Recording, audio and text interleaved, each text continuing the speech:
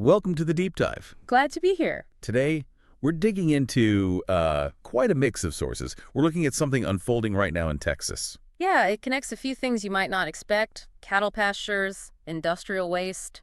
Some pretty surprising science. A disaster from, what, a decade ago? That's right. And even a potential solution inspired by technology used halfway around the world. So we've got these articles, these notes right here, and they tell a really specific story about contamination, its effects. And maybe some ways forward. Exactly. Our mission today is to unpack all this together, pull out the key pieces, and really get a handle on what's happening and, why it matters to you. There are definitely some unexpected connections in here. Right. Get ready for those.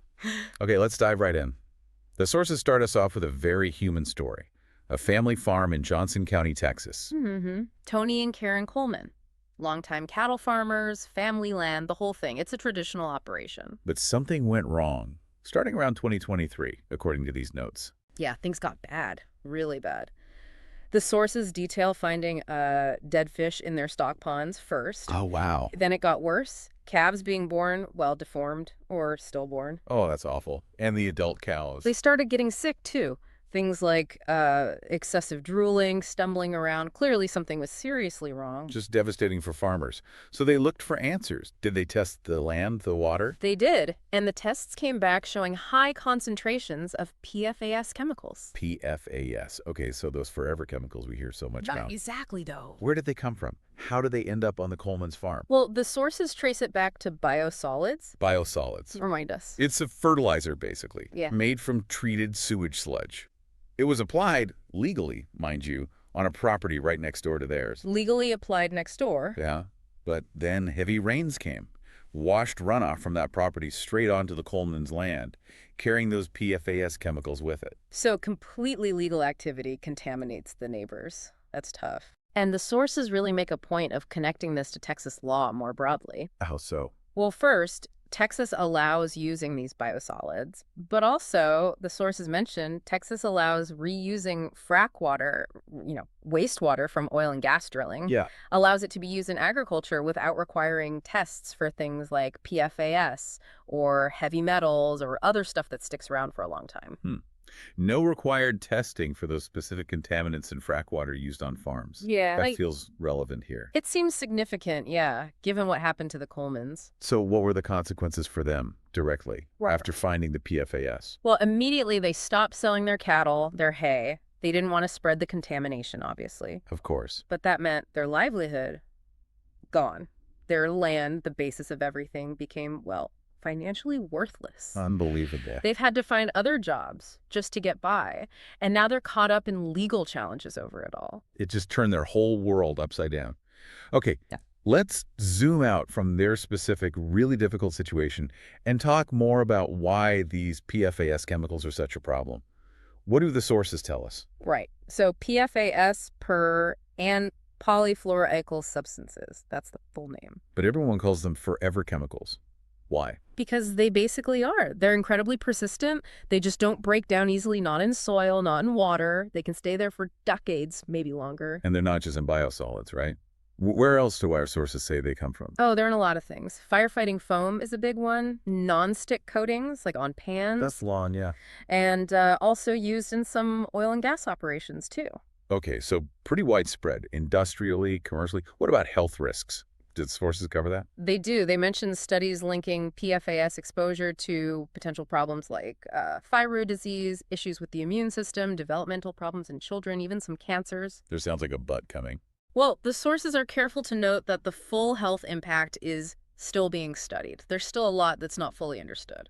Okay, so known risks, but still research ongoing. What about regulation? Is anyone trying to limit these? The EPA, the Environmental Protection Agency, has proposed limits for a few specific PFAS types in drinking water. Just a few types. Yeah, and that's a key point. In the sources, they say thousands of PFAS variants remain unregulated. So what's being tackled now is just a small piece of the puzzle. And if they do get into the environment, say into the soil or water, like on the Coleman's farm, how easy is it to clean them up? That's the really tough part. The sources are pretty blunt. Once they're there, it is nearly impossible to remove them. Nearly impossible. Yeah. The only really effective treatment mentioned is reverse osmosis, but that's described as being extremely expensive. Extremely costly. So Yeah. not a practical solution for widespread contamination. Generally, no. Not easily. That phrase, nearly impossible, it really sticks with you. Yeah. It makes the long-term consequences seem so daunting. And thinking about that and the Coleman story, it brings up another event our sources mention, a kind of historical parallel. Right, the Gold King mine disaster Right. from 2015. Can you refresh our memory on what happened there? Sure. It was an EPA contracted team working at an old abandoned mine in Colorado. They accidentally breached a barrier. And released. Over 3 million gallons of toxic mine wastewater filled with heavy metals and other contaminants. 3 million gallons. Where did it all go? Downstream, fast.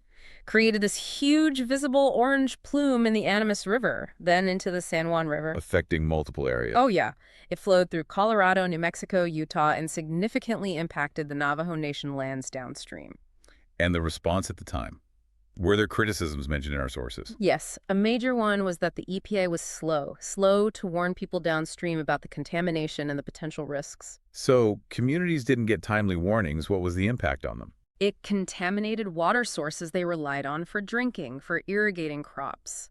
Farmers couldn't use the river water. And the tribal communities. For the Navajo Nation especially, who depend heavily on the San Juan River, the sources describe the damage as really significant and long-lasting, still feeling the effects. So the lesson here from Gold King Mine, looking back through the lens of our sources. That's a stark reminder, really. Shows how one accident, one mistake with toxic materials can spiral into this massive multi-state environmental problem. And the damage isn't temporary. Exactly. It's lasting, maybe even permanent in some ways. That's the key takeaway the sources draw from it. Okay, so we have this picture now. These persistent PFAS chemicals, incredibly hard to clean up, causing real harm like with the Colemans, and history showing us with Gold King Mine how bad things can get and how long the effects last. It sounds pretty bleak. It does paint a concerning picture. But the sources don't just leave it there, do they? They actually point towards a potential way forward, something that's working somewhere else. That's right. This is where the conversation shifts towards technology, specifically desalination and reverse osmosis, often called RO. RO. We heard that mentioned earlier as the only real way to remove PFAS, but costly. Yes. But here, the focus is broader. The sources use Israel as a prime example. What are they doing there? They use reverse osmosis on a massive scale, not just to make seawater drinkable desalination, but also to treat their wastewater. Treat wastewater. How effectively? Incredibly effectively. The sources state over 90% of Israel's wastewater gets treated and then reused safely. They have robust systems and oversight in place. 90% reuse of wastewater. Wow. It's a world leader in that respect. And the idea presented in these sources is that Texas could potentially adopt a similar model. Exactly. That Texas could look at this technology, learn from Israel's success, and scale it up. What would the benefits be for Texas specifically if they did that, according to the sources, I mean? Well, there are potentially two big wins. First, it could create a significant new source of clean, reliable drinking water, which is a growing need. Okay, new water supply. And the second? Second, that same technology could be used to treat existing contaminated water sources, like groundwater potentially affected by industrial waste or agricultural runoff. So it helps offset past and present damage. Right, addressing both future needs and current problems. Is there any mention of what this might cost? I mean, RO was called expensive earlier. It was, for cleanup specifically. Right. But for providing drinking water statewide, the sources cite an expert estimate that's, well, pretty surprising. How surprising. They estimate it would cost about $0.33 per person per day. 33 cents a day. Yeah. Per Texan to provide desalinated water for everyone using this kind of tech. That's the figure presented in the sources, yeah, based on similar large-scale implementations. That sounds remarkably affordable, actually, especially when you weigh it against the cost of contaminated water or ruined land. It does seem low when framed that way. Which naturally leads to the big question our sources address. Fine, it might be affordable overall, but who foots the bill? Who pays for it? And the argument presented in the material is pretty clear on that point. Which is? That the industries whose activities generate the pollution or the potential for it, and who profit from those activities, should be the ones funding the solution. The polluter pays principle, essentially. Okay.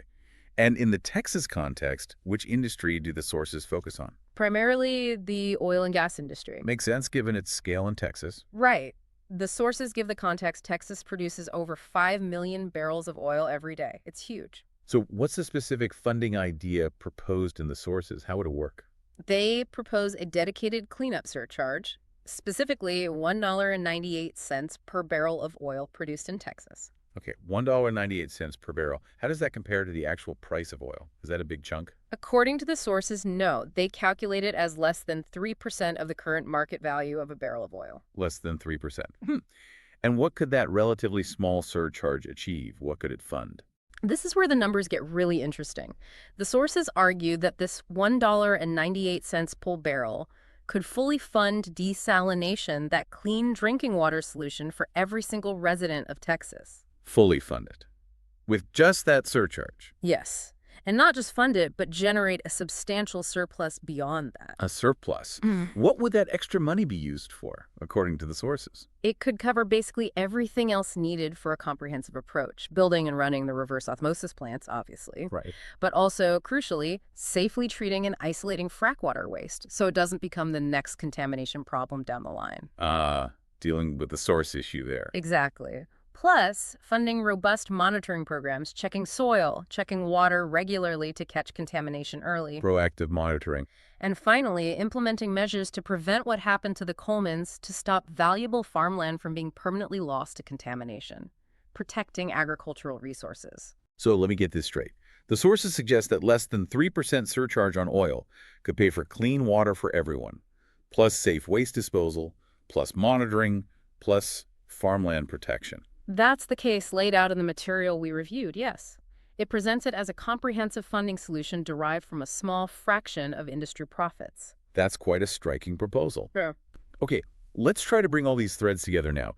Looking at the big picture, the stakes, the main takeaway from this deep dive. Well, one point the sources reiterate is that the science here, especially on contaminants like PFAS, is described as still evolving. We're still learning. But we know enough to be concerned.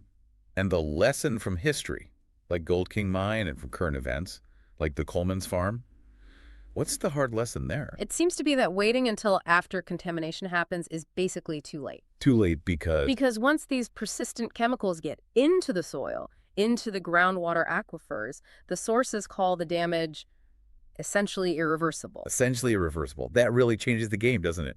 It means prevention is paramount. It certainly shifts the focus there.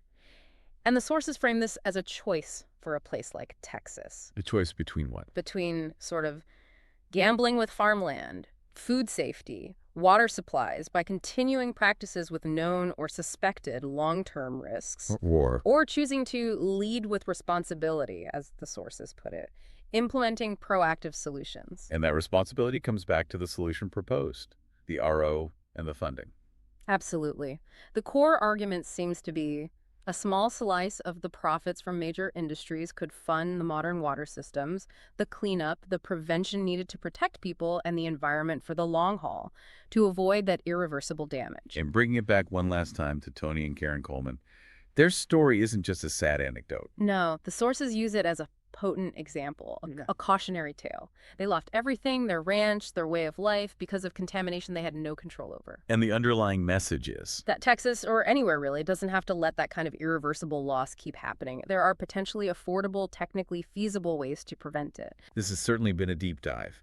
We've gone from a single farm's heartbreaking story to the invisible chemistry of forever chemicals, looked back at a major disaster, and explored a potential high-tech solution funded in a specific way. A lot of interconnected pieces. Definitely. And hopefully pulling apart these details from the sources, the human impact, the science, the history, the proposed path forward, helps make sense of a really complex challenge. Understanding the specifics is key. Well, thank you for joining us on this exploration of the sources. Thanks for having me. And for you listening, we'll leave you with this question to think about, drawing directly from the material we've discussed. Given what the sources describe about the irreversible nature of this kind of contamination and the potential solutions like the one working in Israel, what do you think is the most responsible way forward when trying to balance industrial activity with the need to protect our environment, our farmland, and our water for the future?